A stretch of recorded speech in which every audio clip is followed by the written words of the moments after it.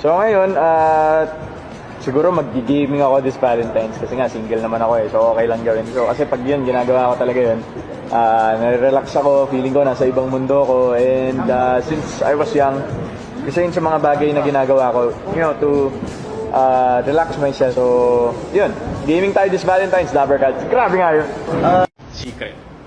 Secret po muna sa inyo.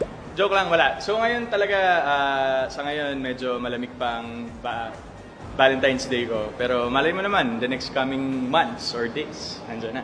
May Ano ba phone in, tayo, ha? Kuya May phone in Christian? question. Ikaw, ano plan mo, brother, sa Valentine's? Minsan ka lang kasi dito, eh. Hindi, we-wish na lang natin na sana mag-work lahat ng mga gustong mangyari na magpa-partner sa Valentine's, di ba?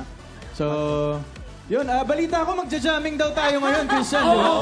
Grabe. Yan ang gusto ko Bilis marinig. ng change Hari talaga tayo. ng segue ito, eh, si Alden.